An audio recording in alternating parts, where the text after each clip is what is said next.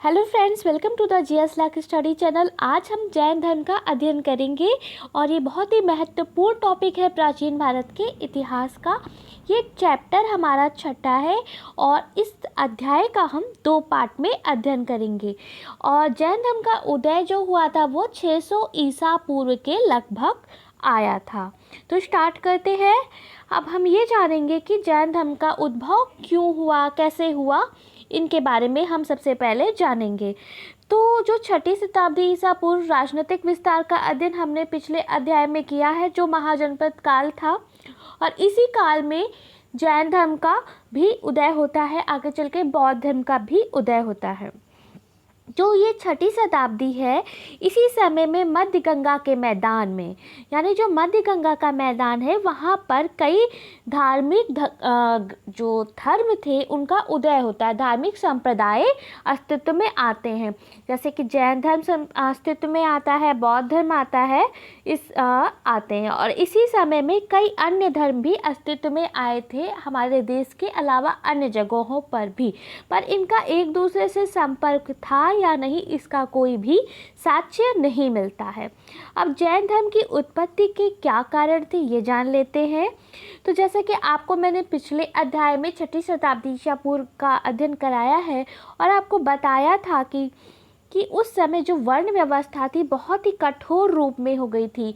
यानी कि वर्ण व्यवस्था को जो स्वरूप ऋग्वैदिक काल में था कि व्यक्ति जिस कर्म को करता है वह उसी जाति का होता है। यानी कि अगर कोई व्यक्ति पठन पाठन का काम करता है तो वो ब्राह्मण होता है। लेकिन उत्तर वैदिक काल में क्या हुआ था कि जो वर्ण व्यवस्था थी उसका आधार कर्म के स्थान पर जन्म हो गया था। यानी जो व्यक्ति जिस कुल में जन्म लेता है वही उस कुल की जाति का हो जाता है। तो इस कारण वर्ण व्यवस्था का एक ही बहुत ही कठोर विकृत रूप सामने आया था और लोगों में इस कारण से एक मानसिक विद्वेष, मानसिक अस्थिरता, असंतुष्टि जैसी भावनाएं आ गई थी। जैसे मान लीजिए कोई व्यक्ति शूद्र कुल में जन्म गया, लेकिन उसकी क्वालिटी उसके अंदर क्षत्रिय वाली है, लेकिन वो चाह कर भी क्षत्रिय के राजा नहीं बन सकता था, या उसे ब्राह्मण बनना है और ब्राह्मण कि उसे ग्रंथों का शौक़ है, वेदों का शौक़ है, लेकिन वो नहीं कर सकता था। इसी तरह अगर कोई ब्राह्मण है, उसे क्षत्रिय है, तो वो उसके लिए अलाउ नहीं था। तो लोगों में मानसिक असंतुष्ट वो अच्छा नहीं लगा, काफ़ी खिन्न स्वभाव के वो लोग हो गए। तो इस कारण ये पहला वर्ण व्यवस्था के कारण बौद्ध धर्म का उदय होता है। और एक कारण और था जो था कि कृषि अर्थव्यवस्था। अब कृषि कैसे कारण हो सकता है किसी धर्म के उदय के लिए? तो उस समय जो कर व्यवस्था थी बहुत ही स्ट्रॉन्ग हो गई थी। यानी कि कर देने के लिए और ये कर कौन लेके जाता था? समाज के जो धनी वर्ग होते थे, अभिजन वर्ग होते थे, धनी को ही अभिजन कहा जाता है, तो ये कर ग्रहण करते थे। तो कर व्यवस्था बहुत ही बुरी हो गई। तो इन्हें लगा कि लोग किस तरह के होते हैं, मेहनत हम कर रहे हैं और फ़ायदा कोई और उठा रहा है। तो उद्भव का 2 मुख्य कारण हो गया, पहला वर्ण व्यवस्था और दूसरा कारण हो गया नई अर्थव्यवस्था। ठीक है, आगे चल के हम जैन धर्म का विस्तार से अध्ययन करना पड़ेगा क्योंकि बहुत ही इम्पॉर्टेंट है। एग्ज़ाम में इससे रिलेटेड बहुत क्वेश्चन आते हैं।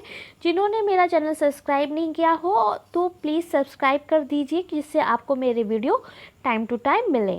अब जैन धर्म जो है वो स्वयं को शाश्वत धर्म मानता है। अब यहाँ पर शाश्वत का अर्थ होता है जो पहले भी था, जो आज भी है, जो कल भी रहेगा, जिसका अस्तित्व इसे समाप्त ये कभी नहीं होगा।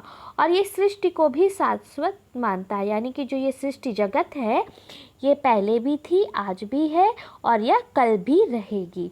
और इस जैन धर्म में टोटल 24 तीर्थंकर होते हैं। ठीक है, और जिसमें ये जो ऋषभ देव है ये बहुत ही इम्पॉर्टेंट है, ये ऋषभ देव, और पार्श्वनाथ इम्पॉर्टेंट है, महावीर इम्पॉर्टेंट है, एक अरिस्टनेमी है वो भी बहुत इम्पॉर्टेंट है। तो इनके बारे में हम थोड़ा और जानेंगे और महावीर स्वामी के बारे में तो हम विस्तार से अध्ययन करेंगे। तो जो ऋषभदेव थे इनकी इम्पोर्टेंस क्यों है, क्योंकि ये प्रथम तीर्थंकर थे और इनके प्रतीक को ना सांड माना जाता था, कि ऋषभदेव के प्रतीक को सांड माना जाता था। और इन्हें एक और नाम दिया गया था आदिनाथ, इनका एक और नाम था आदिनाथ। और इन्होंने कैलाश पर्वत पर अपने शरीर को छोड़ दिया था। और ये अपना शरीर कैसे त्याग करते थे ये लोग उपवास करते थे, भोजन ग्रहण नहीं करते थे और अपने शरीर का अंत करते थे। इस प्रक्रिया को संलेखन की प्रक्रिया कहा जाता है। और ये एग्ज़ाम में संलेखन बहुत पूछता है कि संलेखन क्या है, तो आपको बताना है कि उपवास के माध्यम से किसी जैन भिक्षु का अपने शरीर को त्याग देना ही संलेखन है। ठीक है, आगे हम ऋग्वेद में एक केसी युक्त है, उसमें अरिस्टनेमी नामक एक जैन तीर्थंकर का वर्णन है। अब आपको ये जानना आवश्यक है, ये जो जैन धर्म है ये तो बाद में आया है, लेकिन सनातन धर्म था वो तो पहले से था। तो ये जो सनातन धर्म था ये अब जैन धर्म लोगों ग्रहण करना शुरू कर दिए, बौद्ध धर्म लोग ग्रहण करना शुरू कर दिए उस समय आगे चल के। तो जो सनातन धर्म था वो उसमें लोग कम हो रहे हैं, उसमें आस्था लोगों की कम हो रही है। तो इन्होंने पता क्या किया, इन्होंने महात्मा जो महावीर स्वामी थे, इनके जो मुख्य प्रसिद्ध भिक्षु थे, उन्हें इन्होंने घोषित कर दिया सनातन धर्म ने कि भगवान विष्णु के ही अवतार हैं ये। और मतलब कि यानी कि ये जो जैन धर्म है ये हमारे ही धर्म का अंग है, सनातन धर्म का। और ऐसा कहाँ लिखा है, वायु पुराण और भागवत पुराण में। और ये पहले से तो ग्रंथ तो लिखे गए थे, लेकिन ये इन सब में बाद में ऐड किया गया। ये आपकी पीछे की स्टोरी है, ये आपको जानना आवश्यक है। एग्ज़ाम में नहीं लिखना है, ये बस आपको जानकारी के लिए आपको पता होना चाहिए, कई बार मेंस में इस तरह के क्वेश्चन आ जाते हैं। अब अगला तीर्थंकर है पार्श्वनाथ। ये जैन गुरु थे, बहुत ही फेमस थे और इनके प्रतीक को क्या माना जाता है, सांप। अब जैसे कि ऋषभदेव का क्या था प्रतीक, सांड था, इनका क्या है, इनका प्रतीक है सांप। और ये बनारस के राजा जो थे अश्वसेन के पुत्र थे। अब आप ये भी देख लीजिए, जैसे कि ये लोग राजा के पुत्र हैं फिर भी ये लोग सन्यासी बन रहे हैं। इसी तरह जैसे कि ना कि ये उस समय की जो सामाजिक व्यवस्था थी उससे अलग होके एक नई व्यवस्था, तो सोच लीजिए उस समय कितना डिफ़िकल्ट रहा होगा एक राजा के पुत्र को सन्यासी बन जाना। फिर भी इन्होंने को मतलब कि इतनी संतुष्टि नहीं मिली होगी, तभी इन्होंने ऐसा प्रयास किया होगा ना मानसिक शांति के लिए। तो ये अश्वसेन के पुत्र थे बनारस के, जो कि राजा थे, और इन्होंने 30 वर्ष की अवस्था में अपना घर छोड़ दिया था। और 30 मास के तप के बाद, यानी कि 30 मास हो गए, 2 साल से भी ज़्यादा समय के बाद इन्हें ज्ञान मिला। और ये लोग ज्ञान कैसे करते थे कि मतलब साधना के द्वारा, ध्यान के द्वारा। और 100 वर्ष की आयु में बंगाल में एक संवेद पर्वत है, कौन सा पर्वत है, संवेद पर्वत, वहाँ पर इन्होंने अपने शरीर का त्याग कर दिया। तो पार्श्वनाथ जी के बारे में इतना ही, एग्जाम इनका बारे में पूछता है इसलिए पढ़ा जा रहा है। अब अगला तीर्थंकर है महावीर स्वामी, जो मोस्ट इम्पॉर्टेंट है। इन्हीं की वजह से जैन धर्म ने इतनी प्रसिद्धि हासिल की थी, तो ये पढ़ना बहुत आवश्यक है। ये भगवान महावीर के बारे में हम पढ़ेंगे, अब हम भगवान महावीर के बारे में पढ़ेंगे। तो जो ये महावीर स्वामी हैं, इनका जन्म कहाँ हुआ था, वैशाली के निकट एक कुंड ग्राम नामक जगह है, वहाँ पर इनका जन्म हुआ था। और इनके पिता का नाम था सिद्धार्थ और माता जो थी इनका नाम था त्रिशला, जो लिच्छवी कुल के प्रमुख चेटक की बहन थी। अब देख लीजिए, ये भी किसी राजा के ही पुत्र थे, फिर भी ये छोड़कर सबको सुख एक सन्यासी बनते हैं। और इनकी पत्नी का नाम था यशोदा, जिन्हें एक प्रियदर्शना नामक इन्हें एक पुत्री भी थी, मतलब इनकी बेटी भी थी। और उसकी शादी आगे चलकर एक जमाली नामक व्यक्ति से होती है, और यही महावीर स्वामी का शिष्य भी बनता है आगे चलकर। लेकिन इसे महावीर स्वामी से कोई मतभेद हो जाता है और वह इन्हें छोड़कर एक बहुरत नामक धर्म में को जन्म देता है, मतलब एक नया एक धर्म बनाता है जिसका नाम था बहुरत। और 30 वर्ष की अवस्था में जो हमारे महावीर स्वामी थे, इन्होंने अपना घर छोड़ दिया था। और 45 वर्ष की अवस्था में 12 वर्ष इन्होंने घनघोर तपस्या की और एक जिम्भ्री नामक गांव था, जो कि कहाँ था, ऋजुपालिका एक नदी थी। एग्ज़ाम में सब आता है कि कौन सा गांव था, कौन सी नदी के किनारे था। तो ऋजुपालिका नदी थी, मतलब उस नदी के किनारे 1 साल तक ये बैठे रहे। मतलब वैसे 12 साल से तब चल रहा था, लेकिन इस स्थान पर ये 1 साल तक रहे थे और यहीं पर इन्हें फाइनली ज्ञान प्राप्त हुआ था। ठीक है। अब जो ये जैन संघ है, ये महावीर स्वामी के बहुत सारे अनुयायी थे। तो इन्होंने अपने अनुयायी जो थे उन्हें 11 भागों में बांट दिया था, जिसे गढ़ कहते थे। और ये सारे गढ़ मैक्सिमम कहाँ से थे, बिहार राज्य से थे। और इन जैन संघ के जो सदस्य थे उसे 4 भागों में बांटा गया लोगों को। पहला है भिक्षु, दूसरा है भिक्षुणी, तीसरा है श्रावक और चौथा है श्राविका। तो जो ये भिक्षु और भिक्षुणी होते थे, ये तो मतलब कि ये जो जैन धर्म के मठ वठ होते थे वहीं रहते थे, संघ में रहते थे, सॉरी जिसे संघ कहा जाता था। और लेकिन ये जो श्रावक और श्राविका होते थे, ये मतलब गृहस्थ जीवन जीते थे और जैन धर्म के सिद्धांतों को सुनते थे, उनका पालन करते थे। अब जो जैन दर्शन है, ये मतलब क्या है, इसमें जो महात्मा महावीर ने एक जैन दर्शन का सिद्धांत दिया है। ठीक है। और ये एग्ज़ाम में बहुत पूछा जाता है जैन दर्शन के बारे में। तो ये साधारणतया जो पार्श्वनाथ थे, इनके गुरु थे। तो इन्होंने जो सिद्धांत बताए थे, महावीर स्वामी ने थोड़ा उसमें परिवर्तन किया है और यही आगे चलकर जैन धर्म के जैन दर्शन क्या है जैन धर्म का, हम उसका अध्ययन करेंगे। तो ये जो है ना, दर्शन में अहिंसा आता है, सत्य आता है, अस्तेय आता है, अपरिग्रह आता है और ब्रह्मचर्य आता है। अब इन पांचों के बारे में हम थोड़ा जानेंगे, क्योंकि एग्जाम में बहुत पूछता है इन पांचों के बारे में। तो पहला क्या है, अहिंसा से तात्पर्य आप जानते होंगे कि जैन धर्म में सबसे अधिक मान्यता अहिंसा को दी गई। अब अहिंसा क्या होती है, अहिंसा ये होती है कि आप किसी मतलब हिंसा नहीं करेंगे, किसी को मार वार नहीं सकते, आप किसी का हत्या नहीं कर सकते हैं, यानी यहाँ तक कि आप एक चींटी को भी नहीं मार सकते। ठीक है। जैन धर्म काफ़ी टफ है, आप एक चींटी को भी नहीं मार सकते, चींटे को भी नहीं मार सकते।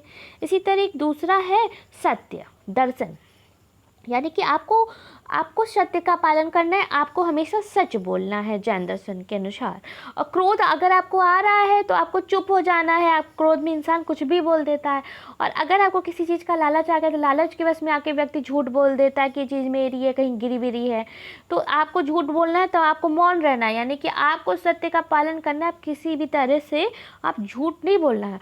आप हंसी में अगर मजाक कर रहे हैं तो किसी को मजाक में भी कोई बात झूठी नहीं बोल सकते हैं। और भय, अगर आपको कोई डर सता रहा है, मान लो आपने कुछ गलत कर दिया, अब आपको भय सता रहा है, तब भी आप झूठ नहीं बोल सकते हैं। ठीक है। आपको अपनी बात माननी पड़ेगी, ये जैन दर्शन कहता है। अगला है अस्तेय। अस्तेय का सीधे सीधे है अर्थ कि चोरी नहीं करना। अब और मेन है ना कि अहिंसा जो था, ये जीव पर दया बहुत करते थे ये लोग। अगला है अपरिग्रह। जैसे कि अपरिग्रह काफ़ी टफ है ये धर्म, किसी भी तरह की आप संपत्ति नहीं रख सकते। यहाँ तक कि जो जैन दर्शन होते थे ना, आगे चल के श्वेतांबर दिगंबर में बढ़ जाते हैं और इन्हें ना वस्त्र रखना भी अलाउ नहीं होता है।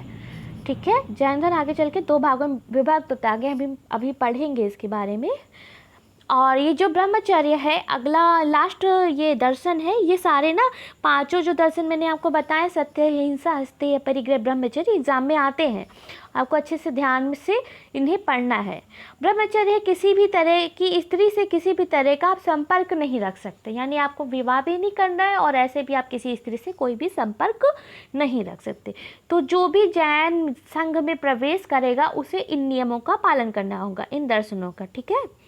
अब आगे हम ये पढ़ लेते हैं कि जैन धर्म की किस में आस्था है, किस में आस्था नहीं है। तो जैन धर्म जो है वह कर्म में मानता है, यानी कि व्यक्ति जो कर्म करता है उसका उसे फल मिलता है, ऐसा जैन धर्म मानता है।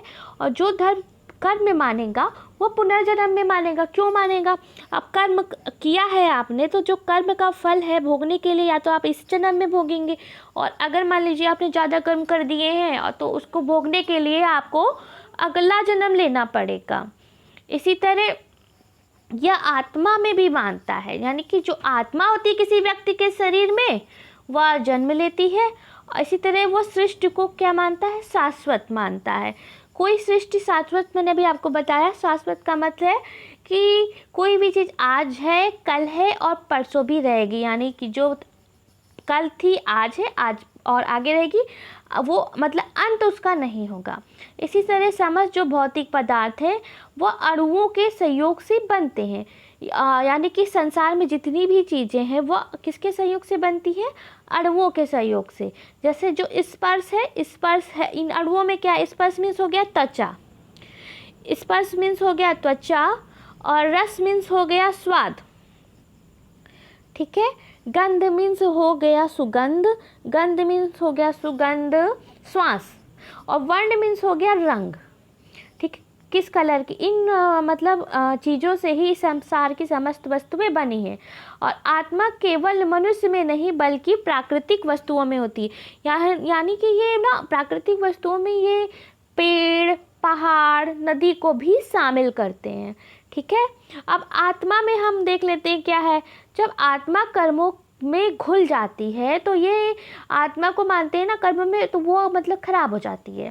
कर्म के मतलब अगर आपको इस जन्म में रहना है, कर्म करना है, लेकिन कर्म के बंधन में नहीं फंसना है। आपको कैसे कर्म करने हैं, निष्काम कर्म करने, ताकि आप जो है कर्म के बंधन में ना फंसे, जिससे आपका पुनर्जन्म ना हो, आपको मुक्ति मिल जाए, ठीक है, मतलब मोक्ष मिल जाए। तो ये एक शब्द इसके लिए इस्तेमाल करते हैं आत्मा के लिए, लेस्य। लेस्य का अर्थ होता है रंग, और ये रंग बताते हैं, ये आत्मा के रंग बताते हैं, काला, नीला, धूसर, पीला, लाल, सफ़ेद। तो इसमें जो काला रंग है, जो नीला रंग है, धूसर रंग है, ये रंग ये ऐसा मानते हैं आत्मा का ऐसा रंग तब होता है जब आत्मा कर्म के बंधन में फंस कर बुरे कर्म करने लगती है, तो वो किस रंग की हो जाती है, काली, नीली, धूसर। किंतु जब आत्मा ये जो दर्शन इन्होंने बताया, सत्य, अहिंसा, आस्ते, अपरिग्रह, उपवास, ध्यान के माध्यम से इंद्रियों को अपने वश में करके जब कर्म करती है, तो इस आत्मा का रंग बदल जाता है, यानी ये आत्मा पवित्र आत्मा हो जाती है, और इसका रंग हो जाता है पीला, लाल, सफ़ेद। ये सब जैन धर्म के अनुसार है, ठीक है। और आत्मा की शुद्धता कैसे संभव है, अब आत्मा को शुद्ध करने का प्रयास प्रत्येक प्राणी को वैसे भी करना चाहिए, ठीक है। उपवास है, अहिंसा है, या इंद्रिय को मतलब अपने वश में कर यानी कि आपको अवेयर रह के आप अपनी आत्मा को शुद्ध कर सकते हैं, मतलब आपका मन आपके वश में होना चाहिए, ऐसा ये बोलते हैं। अब संलेखन मैंने बताया था, ये एग्ज़ाम में बहुत पूछा जाता है। कोई भी सन्यासी जो जैन भिक्षु होता था, वह उपवास के माध्यम से अपने शरीर का त्याग कर सकता है, इसे ही संलेखन की प्रक्रिया कहा जाता है। अब जैन धर्म के सिद्धांत में कुछ और बातें भी बताई गई हैं, जिनमें मुख्य जो एग्ज़ाम में आते हैं वो है अनेकांतवाद, श्याद्वाद, सप्तभंगी सिद्धांत, न्यायवाद, इनके भी हम अध्ययन करेंगे, ठीक है। तो जो ये श्याद्वाद होता है इसे ही अनेकांतवाद भी कहते हैं, ठीक है। तो जो ये अनेकांतवाद होता है सापेक्षतावाद के सिद्धांत पर आधारित है। अब सापेक्षतावाद क्या होता है समझ लो। सापेक्षतावाद उसे कहते हैं कि इस संसार में कोई भी वस्तु जो है वह टोटली मतलब कि निश्चित नहीं है, मतलब वो कंफर्म नहीं है कि वो चीज़ है, हो भी सकती है नहीं भी हो सकती है। तो इसका कहना है कि जो संसार की जितनी भी वस्तुएं हैं वो सापेक्ष हैं, सीमित हैं। तो आप मतलब उसके बारे में सब कुछ नहीं जानते उस वस्तु के बारे में, तो आपको उस वस्तु के बारे में जब आप अध्ययन करेंगे या जानेंगे तो आप उसके लिए शायद आप ऐसा बोलते हैं, शायद ये ऐसा हो सकता है या शायद ये ऐसा भी हो सकता है। तो हर वस्तु जो है सापेक्षतावाद का सिद्धांत किसी भी चीज़ को मतलब एकदम होना नहीं मानता है, हो भी सकता है नहीं भी हो सकता है। अब दर्शन में इसी तरह की बातें की जाती हैं, इसलिए प्रत्येक निर्णय के आगे आपको क्या लगाना होगा, शायद, यानी कि आप कोई सटीक निर्णय नहीं दे सकते। आप कह दें कि ये जो आकाश है, आकाश के ऊपर, कोई आप सटीक निर्णय किसी भी इस प्रकृति को जानना मतलब असंभव है, सापेक्षतावाद है ये, ठीक है। अब अनेकांतवाद क्या है, अनेकांतवाद कहता है सत्य जो है सिर्फ वो एक है, एक से अधिक भी है, स्थिर भी है और परिवर्तनशील भी है। यानी जो चीज़ आज सत्य है हो सकता है वह कल असत्य हो जाए, और वो कोई चीज़ जो आज स्थिर है और वो हो सकता है वो कल परिवर्तित भी हो जाए। तो इस तरह ये अपने विचारों से, अपने दर्शन से अपने भिक्षुओं को, अपने श्रावक श्राविकाओं को ज्ञान देने का प्रयास करती है। आप प्लीज़ मेरे चैनल को सब्सक्राइब कीजिए ताकि मैं आपके लिए और भी वीडियो बनाऊं, और लाइक और कमेंट शेयर अपने फ्रेंड्स के साथ कीजिए। Thank you so much, have a good day.